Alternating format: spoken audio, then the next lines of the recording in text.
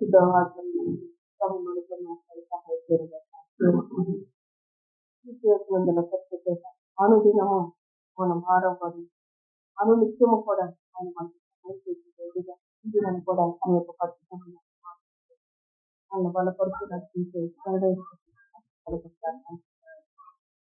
ఈ రోజున ఆయన మన భారాన్ని భరిస్తుంది అని అనుకుని దేవుణ్ణి గణపరుస్తూ దేవుని గొప్ప చేసి మనం ఉన్నామా అనే దాన్ని బట్టి దేవుడు మనతో ఉంటాడు. ఆ భారాన్ని భరిస్తూ ఉన్నది అని మనం అనుకుని దేవుని గణపరిచే వారిగా ఉంటుంది. సంస్కృత వాక్యం చెప్తుంది అనుదినం ఆయన భారాన్ని భరిస్తూ ఉన్నది. దేవునికి కలగలగా ఆ భరించే గొడవ మనం ఏం చేయాలి? గొప్ప చేసే వారిగా ఇంటికి యజమానుడు ఇంటి వారిని భరిస్తూ ఉన్నప్పుడు ఆ ఇంటికి యజమానుడిగా ఆ ఇంటికి అధిపతిగా ఆ ఇంటి ఆ కుటుంబ బాధ్యతలన్నీ అయితే ఆ వ్యక్తి ఇంటిలో ఎట్లా ఉన్నాడు? పెద్దగా ఉన్నాడు. ఆ ఇంటిలో పెద్దగా ఉన్నాడు. అంత మాత్రం కాదు, ఆ వ్యక్తికి ఒక విలువ అనేది ఉన్నది. అయితే ఈ సమయంలో దేవుని యొక్క వాక్యాన్ని మాట్లాడుతూ మన భారాన్ని భరిస్తున్న దేవుని విలువతోను ఆ మన భారాన్ని భరిస్తున్న దేవుని ఘనముగాను మనం తప్పు చేసే వారిని ఉండటానికి కూడా దీనికి నడిపించబడుతుంది. ఆత్మ కలుగునగా పరిశుద్ధ లేఖనాల్లో ప్రవేశ వాక్యం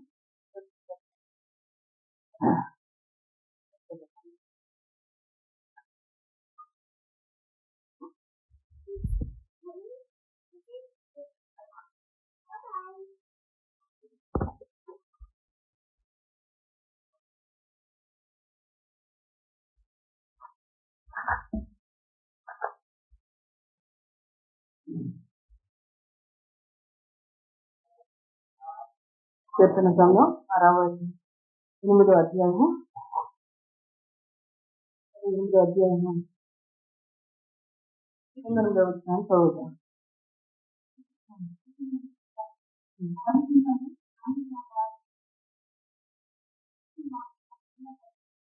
దేవునికి మహిమ కలుగును గాక.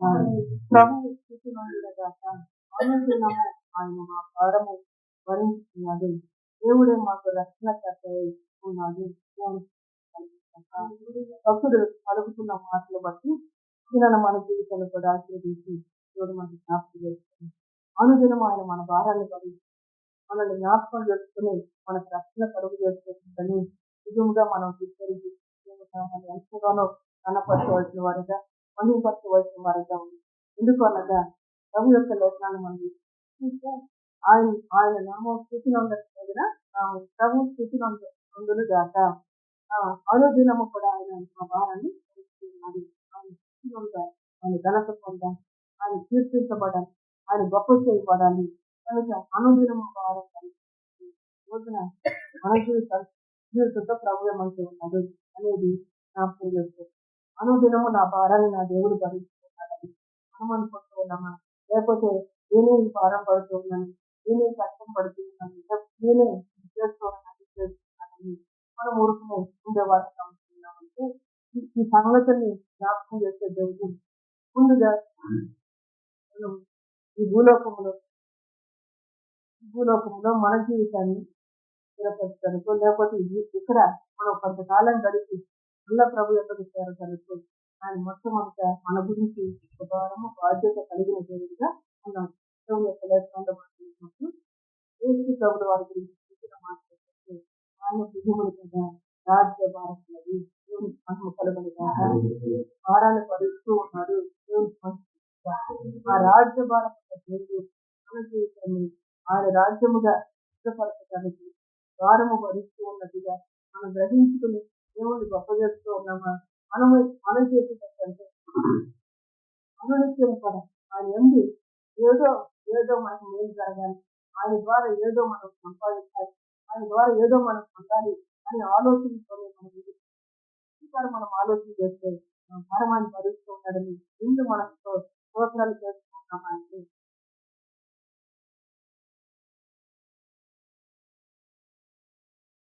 నా బ్రతుకు భారం అయిపోయింది, లేకపోతే నా కీళ్ళు భారం అయిపోయారు, వాళ్ళ భారం అయిపోయారు అని అనుకుంటాను.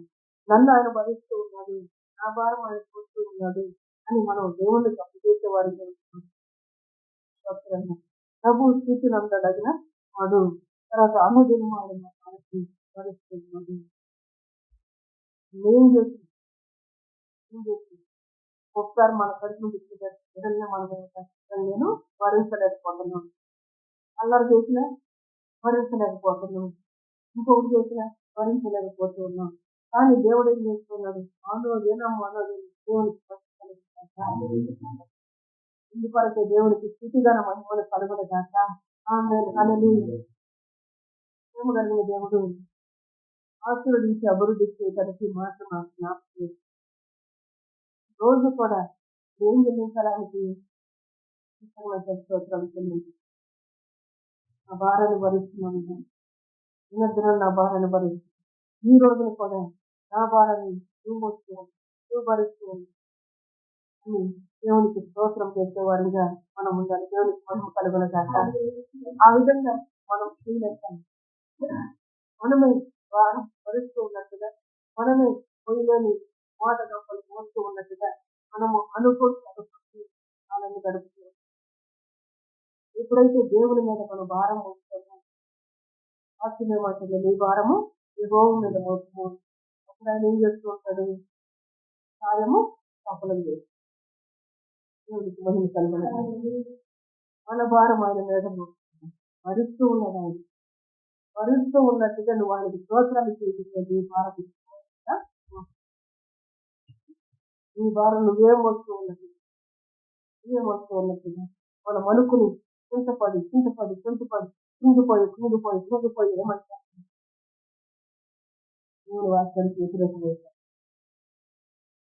దేవుని వాక్యానికి వ్యతిరేకమైతే నా భారం ఆయన భరిస్తూ ఉన్నది అని నువ్వు తెలుసుకుని ఆయనకి స్తోత్రం చేస్తూ ఉంటే, ఆయన గణపరుస్తూ ఉంటే, ఆయన గొప్ప చేస్తూ ఉంటే, ఈ భారం ఆయన మోస్తూ ఉన్నాడని ఈ భారం ఆయన ఈ కార్యం ఆయన సఫలం చేస్తూ ఉన్నాడు. దేవునికి కలుగునగా.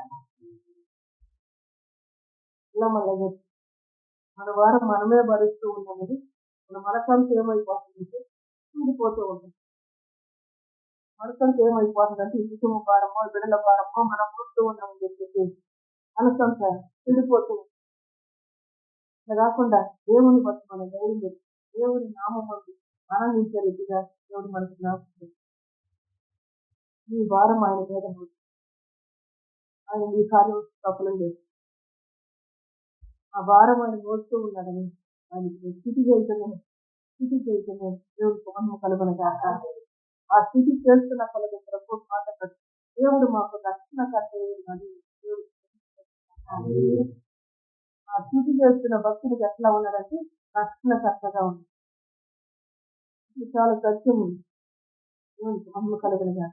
ఈ మాటల్లో చాలా సత్యం కాదండి. ఆ రక్షణ అనుదినము కూడా ఆ దేవుడు మాకు రక్షణ కట్టని ఉన్నాడు. ఆ భారాన్ని మోస్తున్న తనది, ఆ భారాన్ని మోస్తూ ఉన్నది నువ్వు తెలుసుకుని ఈ భారం కూడా రక్షణ కట్టదు. కాపాడే దేవుడిగా ఉన్నాడు. రక్షించే రక్షణకర్తగా ఉన్నాడు. అధికారం చూస్తే అధికారం చూసి రక్షక వాటిని ఉంటుంది. ఇందుకు వాళ్ళు కాపాడతారు నన్ను అనే ధైర్యం ఉంటుంది. ఈ యొక్క వ్యక్తి ఏం చేస్తూ ఉంటాడు? ముందుకెళ్ళిపోతూ ఉంటాడు. వాళ్ళు చూసుకుంటూ ఉంటారు నన్ను అని ఇప్పుడు సాగిపోతూ ఉంటారు. ఇప్పుడు మనం ఏమైపోతున్నాం? అది గుర్తించుకోలేక మన భారం మనమే మోస్తూ ఉన్నట్టుగా ఎన్నో సాకులు చెప్తూ ఎంతో కుంగిపోతూ ఎన్నో రకాలుగా మనము నలిగిపోయే వారిగా ఉంటుంది. అటువంటి స్థితి నుంచి మనకు విడుదల ఇవ్వడానికి కలిగిన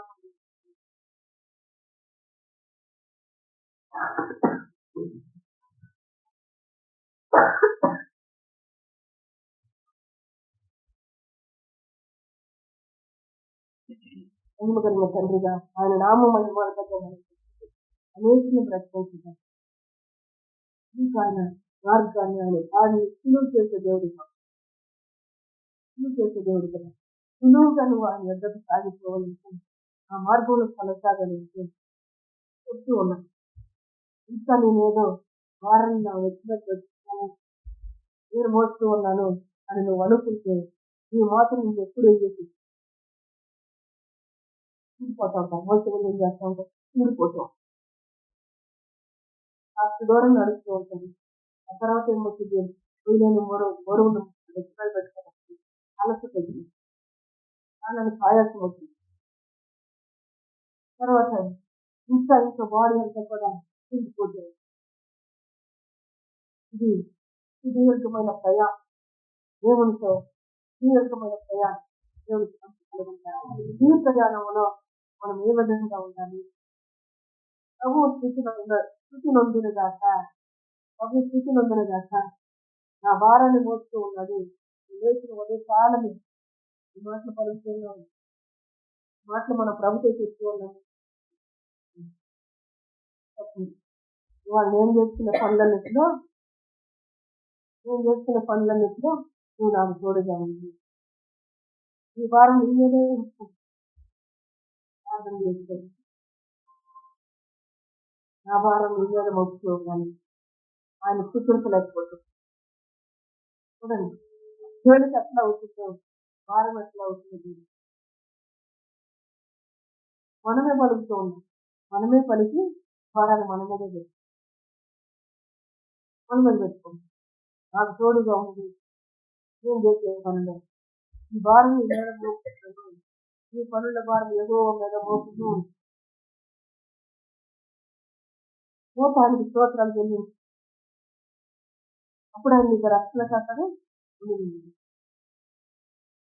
ఎంత తేలిపోతుంది, ఎంత సులువది. మరి సైకిల్ చేద్దాం అవని మనము కలగలగా నేను సులువైన మార్గంలో ఆయన ఈ కాడిని దూరం చేయడానికి దేవునికి చేసుకోవాలి.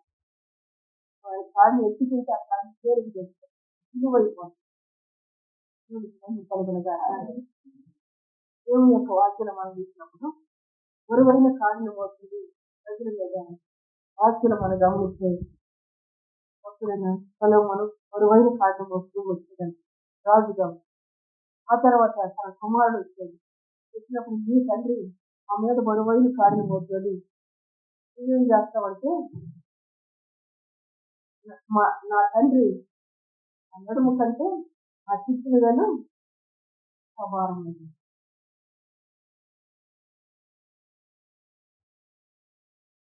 మనిషి ఏం చేస్తున్నది, ఇంకా భారాన్ని మోపుతుంది, ఇంకా భారాన్ని మోపుతుంది. ఇందుకే దేవుడు అంటున్నాడు, మనిషి దగ్గరికి కాదు ఏం లేదు, దేవుని దగ్గరికి దేవునికి సహాయం చేయాలి.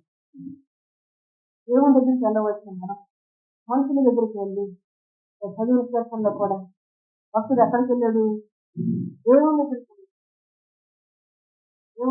దేవుని సహాయం చేయాలి. మనుషుల సహాయం వ్యర్థం, దేవుని సహాయం కోరుకు దేవుని సహాయాన్ని కోరుకున్న విషయం అంటాడు. అప్పుడు మేము ఘోర కార్యములు చేయడము దేవుని కలుగులుగా. ఈ రోజున మన జీవితాన్ని కూడా ఆశ్చర్యకరంగా దేవుడు దేవుడు దేవుడు అని చెప్పుకుంటూ వారమంతా మోసి దేవుని దగ్గర పొందవలసిన దాన్ని పొందలేకుండా నీ జనులకు కనబడకుండా నీ భారం ఎవరో మీద మోసుకొని నా భారం భరుస్తున్న దేవుడని ఆయనకు కృతజ్ఞత స్తోత్రాలు చెల్లిస్తుంది. ఆయన కల్పించే రక్తంలో సాగిపోతూ ఆనందమైన జీవితాన్ని జీవించడానికి అసలు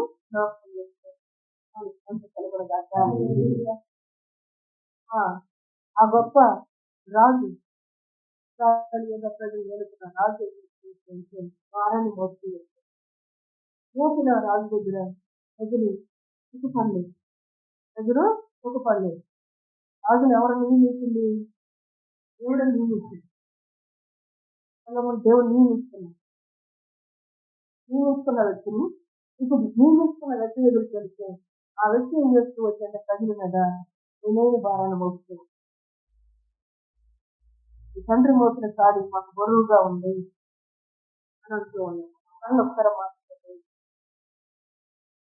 రాజుల మోస్తూ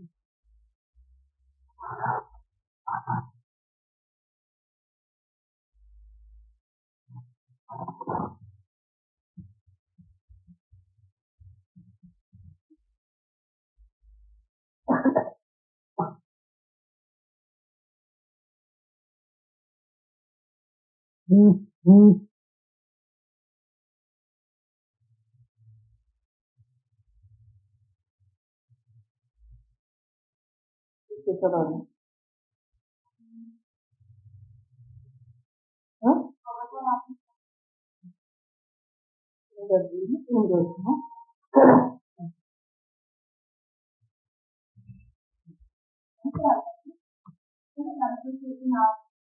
నాలుగు వచ్చింది. నీ తండ్రి బరువైన తాడుని మా మీద ఉంచెను. మొదటి రాజుల గ్రంథం 12:4 వచ్చింది.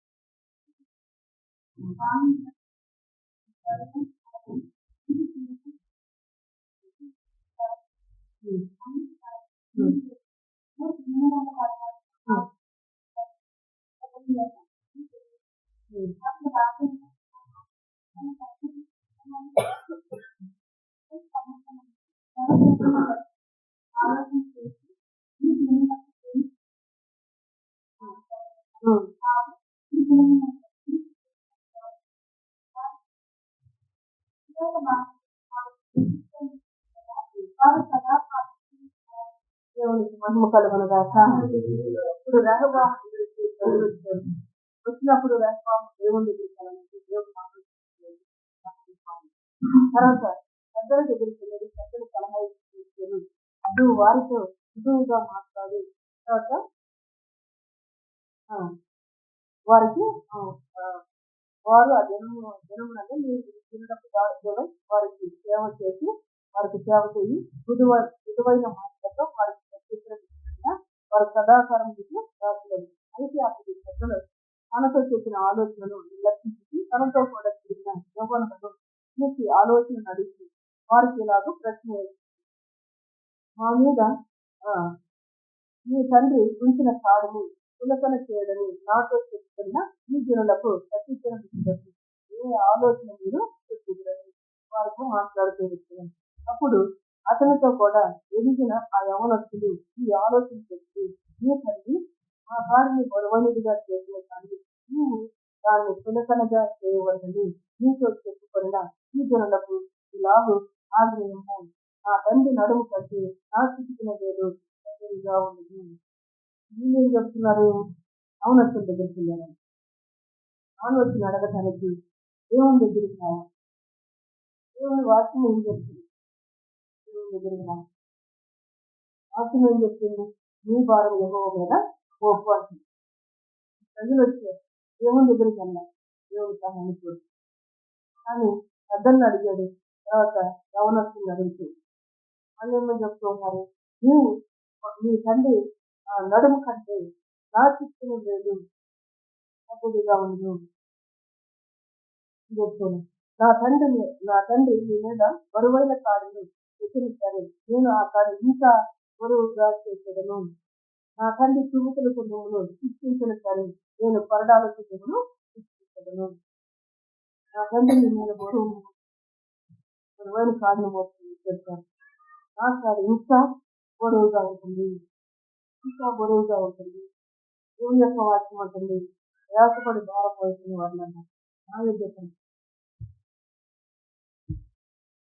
ఈ కాడు వేసింది ఒకసారి మాట్లాడడం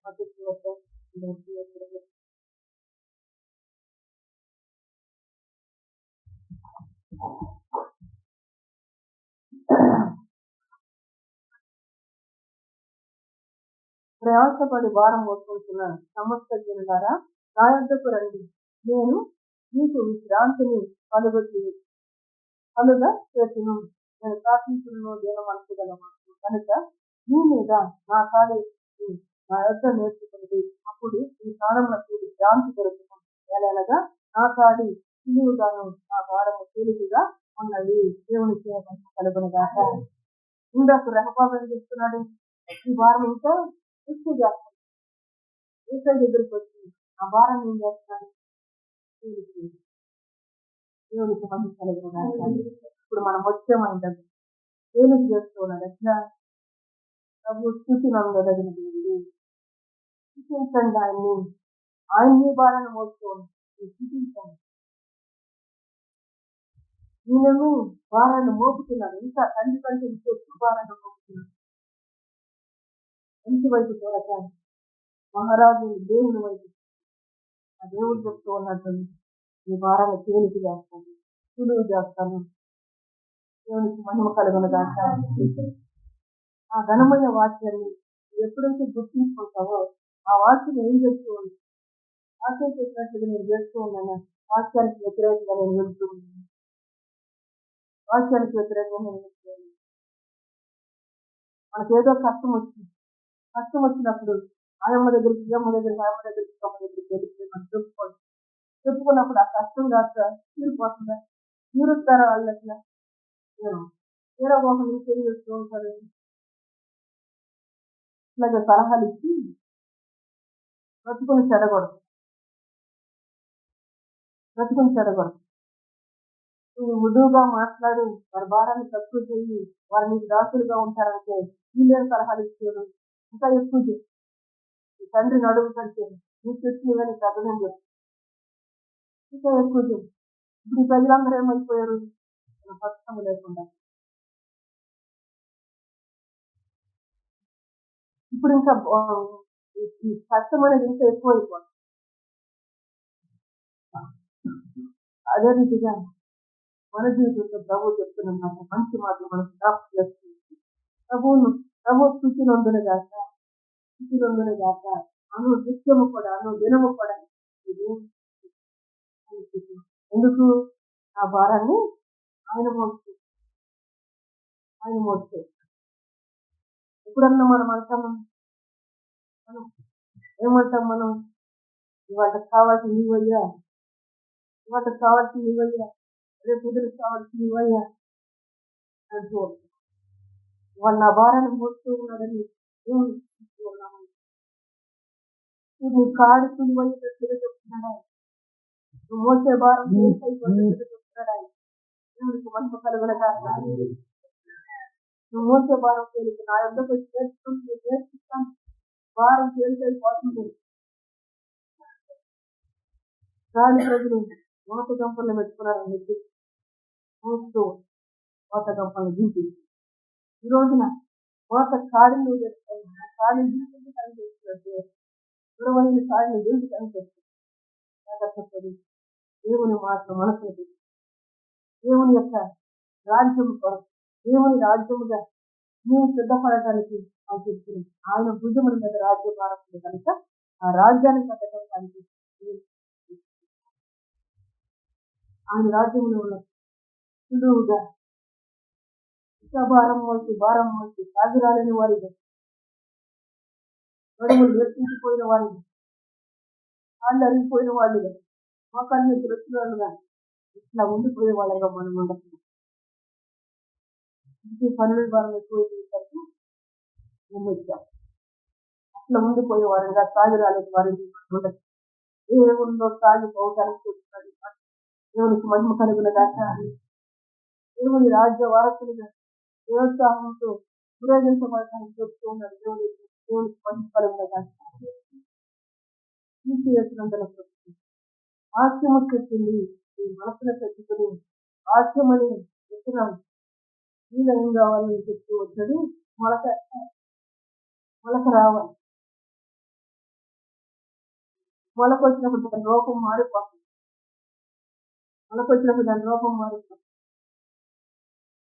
ఈ పోలీసు మారాలి, ఈ రూపం మారాలి. అందుకే దేవుడు అన్నాడు, మారు మనసు రూపాంతరం పొందండి, మారు మనసు పొందండి అని. వారా ఇంకా మోసిన కాడే మోస్తామన్నట్టుగా అసలు బట్టి వాక్యం చెప్పిన రీతిగా దేవుణ్ణి చూపిస్తూ ఉంది, దేవుని గణపరుస్తూ ఉంది. ఈ కాడి తేలికైపోతుంది, సిగ్గుపడిపోతుంది. రోజులు చెప్పిన ఈ మంచి మాటల్ని మన వినికిడిలో ప్రభు జీవించగా గురించి నువ్వు బాగుగా బ్రతకానికి మనుషులు ఎక్కడికి చేరి సలహాలు అడుగుతూ వేసుకొని మొదట ఈ ఇస్రాయేలు ప్రజలు కానీ యూదా ప్రజలు కానీ దేవుని యొక్క నామములో దేవుని సహాయం కోరుకుంటూ అయ్యా మా భారం తక్కువ చేయాలి అన్నారంటే మనకు చేసేది కుమారుడు దగ్గరికి వెళ్ళొద్దాం అనుకో. వారా నువ్వు వస్తున్నావయ్యా నీకు స్తోత్రం అన్నారంటే అన్నా. అందుకే అది రాత్రి ఇంకేమైంది ఎక్కువైంది. రోజు ఇంకా తెలివి లేని వారంగా మనం ఉండదు. తెలివినిచ్చి జ్ఞానం ఇచ్చాను మనం అడిగి నువ్వు గుణపరచడానికి ఆయన నేర్పిస్తుంది. ఇప్పుడు రెహబాము గుణపడలేని పరిస్థితి, తనకున్న జనులను గుణపరచుకోలేని పరిస్థితి. అలాగాస్తే ఆయన విడిచిపెట్టేది. ఈరోజు మన జీవితానికి కొరకు మన ఇంటిని మనం రక్షించుకోవాలన్నా మన రక్షణకర్త అయిన దేవునికి మనం స్తోత్రం చేయాలి. మన రక్షణకర్త అయిన దేవునికి మన కుటుంబ భారం అప్పగించుకునేవారంగా దేవునికి మహిమ కలుగునుగాక. నా కుటుంబ భారం మోస్తూ ఉన్నవయ్యా అని దేవునికి స్తోత్రాలు చేసేవారు. ఏం చేసామా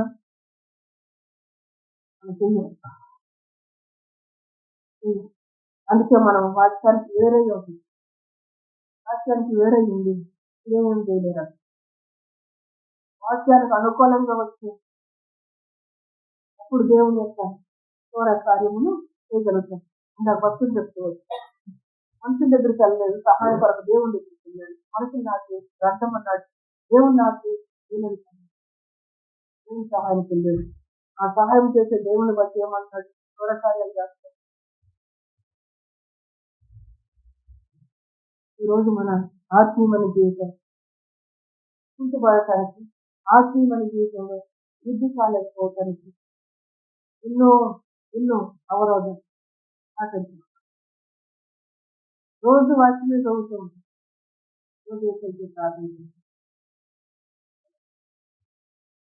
ఇంకా ఈ రోజు ఎక్కడ పుట్టించిన నమ్మకం మనకంటే ముందు వచ్చిందా? ఇంకా ఆయన దగ్గరికి మనం వచ్చి నేర్చుకుంటే గనుడిగా మహాగనుడు నేర్పిస్తాం. నాకేదో అవసరం తెలియదు, లేకపోతే నాకేదో అవసరం, నాకేదో కన్నీరు వెళ్ళిపోయి ఇంకొకరు చెప్తాను.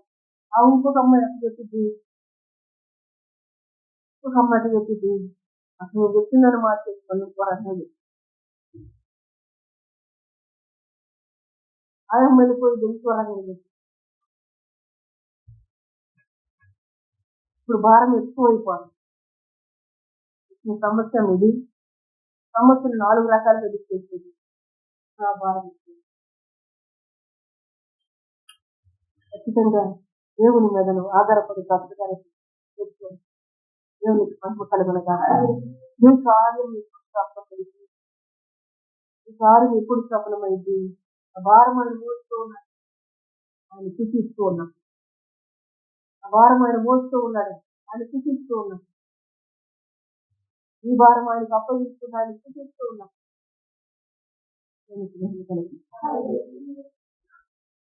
మాట మళ్ళీ వచ్చి ప్రభు స్థితి నొందనగాక. అనుదినం ఆయన మా భారం వరిస్తున్నాడు. దేవుడే మా రక్షణకర్త ఉన్నాడు. దేవునికి మహిమ కలుగునగాక. మా దేవుడు మా రక్షమున పూర్ణ రక్షణ కలుగు చేయ దేవుడై ఉన్నాడు. దేవునికి కలుగునగాక. దేవుడే మాకు రక్షణకర్తగా ఉన్నది. దేవుడు మా పక్షముగా పూర్ణ రక్షణ కలుగు చేయి దేవుడై ఉన్నాడు. పూర్ణ రక్షణ కలుగు చేసే దేవుడు ఏవో శరణాలయాలు ఆశ్రయిస్తాం, పోలీసు వాళ్ళని ఆశ్రయిస్తాం, ఇంకొకరిని ఆశ్రయిస్తాం. పూర్ణ రక్షణ ఆయన కలిగేస్తుంది. మనం అది చేసి ఏదో ఆశ్రయిస్తుంది. భారం ఏమైపోతుంది,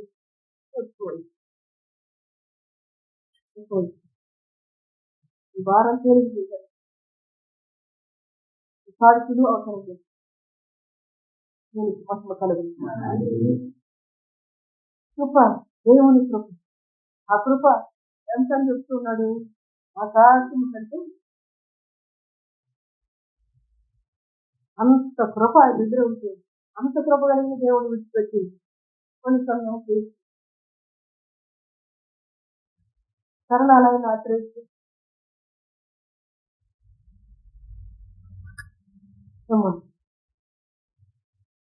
ఈ కృపలంతా మనం ఏం చేసుకుంటాం, పెద్దపరుస్తుంది. ఈ రోజు నువ్వు ఎట్లా సులువుగా బ్రతుకుతావు. ఆయన మార్గంలోకి వచ్చేది ఆ మార్గంలో ఆయన సులువుగా మనం నడిపించగలిగి నేర్చుకుంటూ ఉంటుంది. నేర్చుకోవటానికి రావాలి. నేర్చుకోవటానికి మనం వచ్చినప్పుడు నేర్పిస్తూ సులువుగా తీసుకోవాలి. నాకు అంత తెలుసు మనం అనుకుంటుంది. అంతా తెలుసు, నీకు అంతా తెలుసు, నువ్వు అక్కడే ఉంది. నేర్చుకున్నవాడు ఇక్కడికి వస్తుంది. అంతా తెలుసు కాబట్టి అక్కడే ఉంది. ఘనమైన నామలో ఆడవారిని స్వాస్థ్యంగా ప్రభు సంఘముల ప్రభు నామ మహిమార్థంగా మన వస్తువులతో దేవుని కృప మనకు అనుగ్రహించి ఆ కృపను మనం పొందుకోవడానికి ప్రత్యేక వార్త దేవుడు మనకు అనుగ్రహిస్తుంది.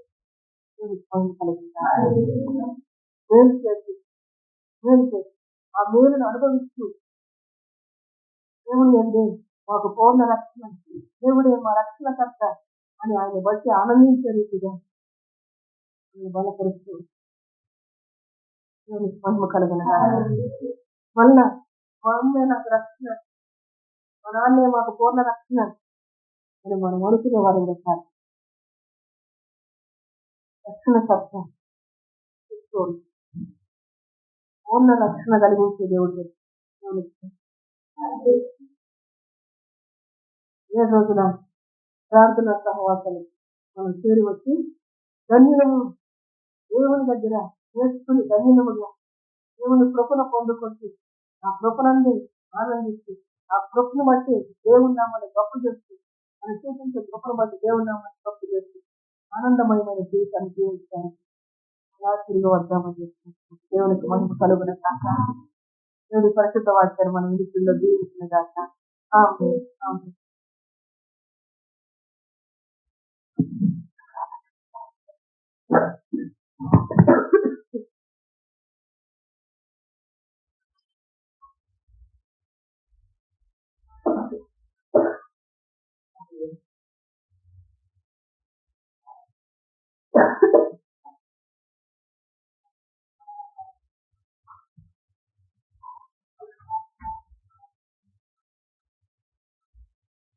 దేవుడు విశ్వాసానికి కర్తైన దేవుడు, రక్షణ కర్తైన దేవుడు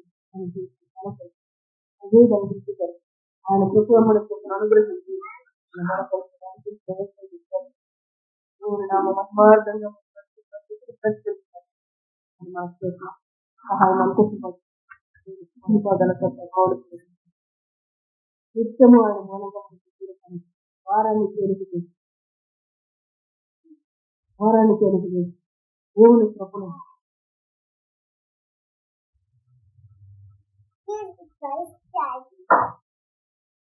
దేవుని కృపను మనం